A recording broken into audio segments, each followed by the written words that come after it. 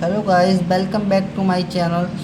आज हम accountancy class 11th का चैप्टर 2 बेसिक अकाउंटिंग टर्म का दूसरा पार्ट लेके आ रहे हैं आपके बीच में, जिसमें हमने पहले पार्ट में पढ़ चुके हैं entity and capital and drawing के बारे में और भी एसेट के बारे में पढ़ चुके हैं। और जिसका हमारा पार्ट पहुंच चुका था एक्सपेंडिचर के पास। एक्सपेंडिचर हमने पढ़ चुके थे, capital expenditure, revenue expenditure and deferred revenue expenditure. अब इससे आगे हम पढ़ेंगे expenses. Expenses is a cost of material of minerals. जितनी भी हमारी एक्सपेंस होते हैं किसी माल को ख़रीदने के लिए, वो एक्सपेंसेस होते हैं उसकी कॉस्ट ऑफ मिनरल्स की। मतलब कि आपने किसी वस्तु का निर्माण करना है, उसके लिए आपने मटेरियल ख़रीदा, जिसमें भी उसकी जितनी भी लागत लगी ना, तो वह एक्सपेंस कहलाएगी। और ये दो प्रकार के होते हैं, prepaid expense, outstanding expense. Prepaid expense वो एक्सपेंस होते हैं जो आपने पहले ही चुका दिए हैं और बाद को बेनिफिट उठाएंगे। और इलेक्ट्रिसिटी बिल वो आउटस्टैंडिंग एक्सपेंस वो एक्सपेंस होते हैं जो आप अभी हमने पेड नहीं करे हैं, पेड करेंगे। Expense include but not paid, आपके बिजली का बिल। और इसमें एडवांस वाले में जैसे कि आपका मोबाइल रिचार्ज। अब इससे आगे पढ़ने जा रहे हैं हम इनकम। इनकम होती क्या है? Income is a profit earn during the accounting period enter in the word of different between revenue expense. Revenue और एक्सपेंस, जिसमें इनकम वो है जिसमें रिवेन्यू ज़्यादा होगी और एक्सपेंस कम होगा। मतलब कि आपका प्रॉफिट ज़्यादा होगा और खर्चे कम होंगे, वो इनकम कहलाएगी। और loss excess of expenses of the period over it the revenue other income. Income से ज़्यादा होगा जहाँ एक्सपेंस, तो वह लॉस कहलाएगा। इसका फॉर्मूला होगा लॉस बराबर एक्सपेंस माइनस रेवेन्यू, जिसमें कि एक्सपेंस ज़्यादा होगा रेवेन्यू से। अब रेवेन्यू की चीज़ है,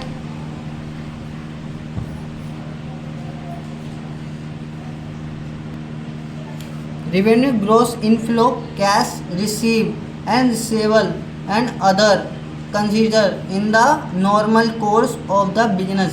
जो हमें इनकम रिसीव हुई है या होने वाली है, या कैश हमें रिसीव हुआ है या नहीं होने वाला है, वो इनकम है बाय बिजनेस, जो बिजनेस से हमें सेल करके मिलेगी या other. Revenue is gross of the cash receivable और other considered arise in the course of originality activity of the enterprise from the sale of goods from remaining service and for use the by other entrepreneur resource of interest. हमें interest से भी receive हो सकती है ये। अब cost क्या है? Expense of on purchase manufacturing of goods. जितनी हमारी किसी वस्तु के निर्माण में, जहाँ से हमने निर्माण चालू करा है और वो वस्तु कंज्यूमर तक पहुँचने तक की कॉस्ट, वो कंज्यूमर तक की पहुँचने वाला तक की जितना भी खर्चा हमारा हुआ है, वह कॉस्ट कहलाएगी। It is amount of expenses include the on the accuracy specific article project of activity. अब है हमारा voucher, any evidence of business X transaction. जितनी भी हमारी बिजनेस की ट्रांजेक्शन होती हैं उसमें वो उसका सबूत वही वाउचर कहलाएगा। इसका example cash memo and invoice and bill receipt और debit credit note. Debit credit note से आप समझते नहीं हैं, आप समझा देते हैं। डेबिट क्रेडिट नोट वो होता है जबकि डेबिट वो जब हमने माल बेचा है किसी को उधार, और उसका सबूत डेबिट नोट कहलाएगा। जैसे कि हमने किसी को, अब क्रेडिट नोट को समझाते हैं, जैसे कि हमने किसी से हमने माल परचेस करा है उधार, और उसने हमें एक बिल पकड़ा दिया है उधार का, वो क्रेडिट नोट कहलाएगा। ठीक है। वाउचर 2 प्रकार के होते हैं, सोर्सेज वाउचर, अकाउंटिंग वाउचर। लो समझो, सोर्सेज वाउचर वो वाउचर होते हैं जो evidence of business, it is any evidence of business of transaction, जितनी हमारे बिजनेस में ट्रांजेक्शन होती हैं ना, तो वो एविडेंस वो सोर्सेज वाउचर हो जाएंगे। और अकाउंटिंग वाउचर उन्हीं वाउचरों को ना जब हम किताबों में रिकॉर्ड करते हैं, बिलिंग में रिकॉर्ड करते हैं और डेबिट क्रेडिट रूल के हिसाब से, तो वह अकाउंटिंग वाउचर कहलाएंगे। ठीक है,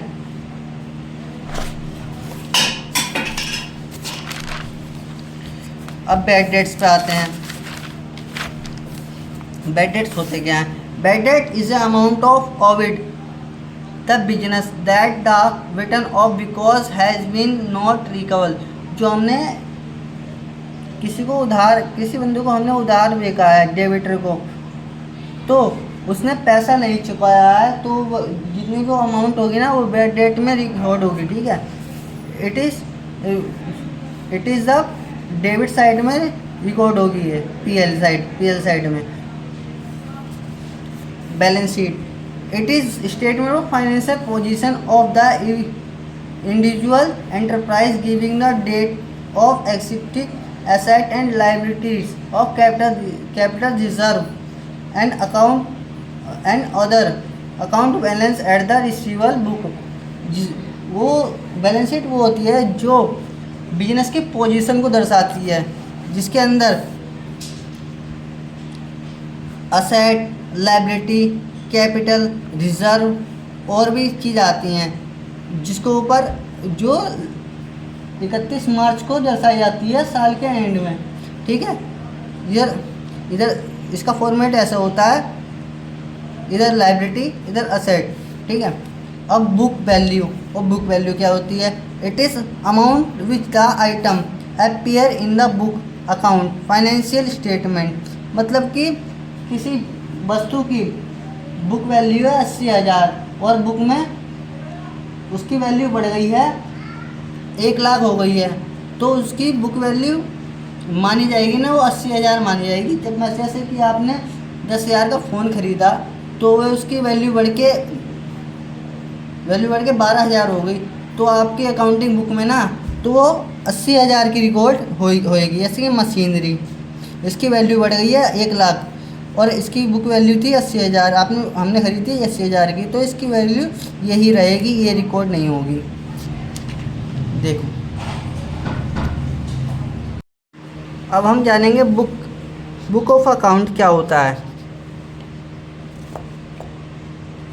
the record of book, record और book which financial transaction of entity are record and the maintain including book, cash book, bank book, journal book and ledger. जितनी हमारी बिजनेस के ट्रांजेक्शन रिकॉर्ड होती हैं उनको लिखना ही एक अकाउंट में, वही बुक ऑफ अकाउंट कहलाता है। ये बैंक बुक भी हो सकती हैं, जर्नल बुक भी हो सकती हैं और लेजर भी हो सकती हैं। ठीक है, इसको हम डिटेल में चैप्टर वाइज पढ़ेंगे। इसमें एंट्री होती हैं, transaction and event which are record in the book account of कैनाउस एंट्री। जैसे कि हमने किसी को माल बेचा है, वो सेल की एंट्री होगी, जिसमें हमारा कैश आएगा जो डेबिट साइड में होगा और 2 में क्रेडिट साइड में लिखा जाएगा। ठीक है, इंस्टॉलमेंट, कंगाल होना या दिवालिया हो जाना। जैसे कि हमने किसी को माल बेचा है, वो कंगाल हो गया, उसकी कंपनी लूट गई है, दिवालिया हो गया है, वो पैसा नहीं चुका पाएगा। ठीक है, उसे कहा जाएगा instalment. Instalment is a person and in earn which are not position pays the डेब्ट। अब वो माल का पैसा चुकाने के काबिल नहीं रहा। ठीक है, सॉल्वेंट भी वही है। Solvent is a person of enterprise which are position pay it it डेप्ट नोट पे, जो भी नहीं पे कर पाएगा। अब फाइनेंशियल स्टेटमेंट और financial account, they are trading account, PL profit and loss in cash companies of balance prepared at the end of accounting process. जितने भी हमने ट्रेडिंग अकाउंट बनाए हैं या प्रॉफिट एंड लॉस बनाए हैं कंपनीज के, जो बैलेंस दिखाता है एट द एंड ऑफ साल के, अकाउंटिंग ईयर के, वही प्रोसेस को फाइनेंशियल स्टेटमेंट कहा जाएगा जो पोजीशन दिखाता है। ठीक है, अब डेबिट रेवेन्यू एक्सपेंडिचर को और फिक्चुअल असेट को हम दोबारा से पढ़ेंगे। ठीक है, अच्छे से।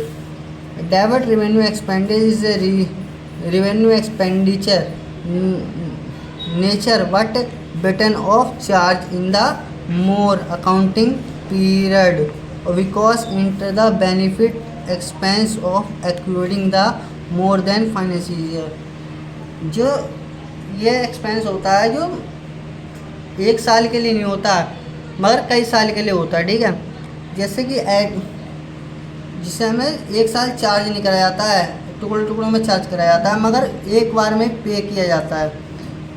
हम हमारा एक साल का वो 1 2 3 4 साल का हमने एडवर्टाइजमेंट कराया, ये 1 करोड़ का है। जैसे हमने चारों को ना 4 हिस्से में बांट दिया। 25 लाख हमने एक बार पेड करे हैं, वो 25 करोड़ एक बार पेड करे हैं और 25 करोड़ बाद को पेड करे वो दूसरे साल में, और इसे कंटिन्यू ऐसे 4 साल में पेड करा है। ठीक है, तो यही डेफर्ड रेवेन्यू एक्सपेंडिचर कहलाएगा। ठीक है, फिक्चुअल असेट दे आर विच। तो आगे हम फिक्चुअल असेट के बारे में पढ़ने जा रहे हैं। Factual asset they are asset which are tangible and intangible asset, they are loss not written off in the year then the accounting period. ये वो असेट होते हैं टेंजिबल एंड इंटेंजिबल असेट, इन्हें ना रिकॉर्ड नहीं किया जाता। जैसे कि आपने एडवर्टाइजमेंट कराया है वही असेट है, समझ लो, पेटेंट प्लांटेड। ठीक है, अब इसका हम पढ़ने जा रहे हैं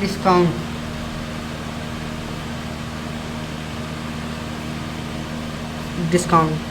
It is the reduce the price of goods off from the amount they are paid customer by the enterprise।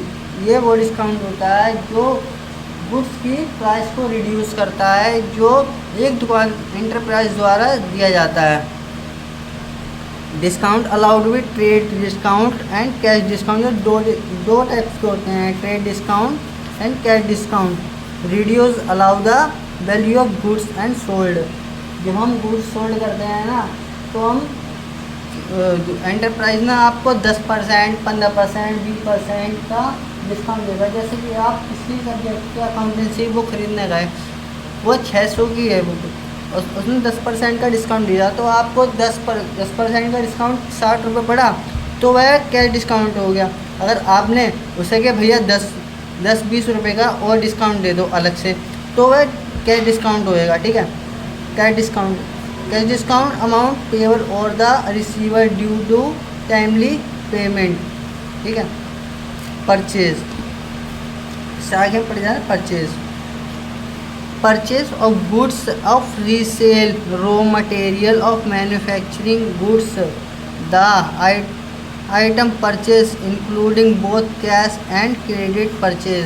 वो मटेरियल जो हमने किसी वो प्रोडक्शन एक्टिविटी के लिए ख़रीदा गया माल, वही परचेज कहलाया जाएगा, जो हम उधार या कैश में ख़रीदते हैं। ठीक है, परचेज रिटर्न से आप साफ समझ रहे हैं, जो हमने गुड्स परचेज किया है उसे हमने रिटर्न कर दिया। क्यों? क्योंकि उसमें डिफिकल्ट एंड साइज एंड कुछ खराबी के कारण हमने उसे रिटर्न कर दिया, तो वह परचेज रिटर्न कहलाएगा। Goods purchase may be return to be seller any reason of they are difficult goods, so return are can now as the purchase return या परचेज आउटवर्ड। ठीक है। Revenue of from operation, amount receive of receivable from sale of goods and और both, जो हमें goods sale करके receive हुई income या amount, वही रेवेन्यू फ्रॉम ऑपरेशन कहलाएगी। ठीक है। स्टॉक या inventory, goods remaining unsold and manufacturing of product any particular date, जो साल के अंत में बचा हुआ स्टॉक, जैसे कि आपने गुड्स परचेज करे हैं तो आपका साल के एंड में कुछ गुड्स बच गया, वही इन्वेंट्री कहलाएगी। ठीक है।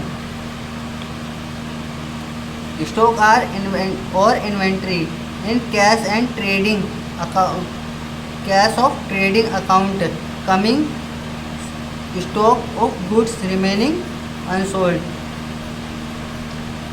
जो हमारा बचा हुआ अमाउंट है और जो हमने ख़रीदा हुआ अमाउंट है, तो उसे ना हम ट्रेडिंग अकाउंट में लिखेंगे। ठीक है।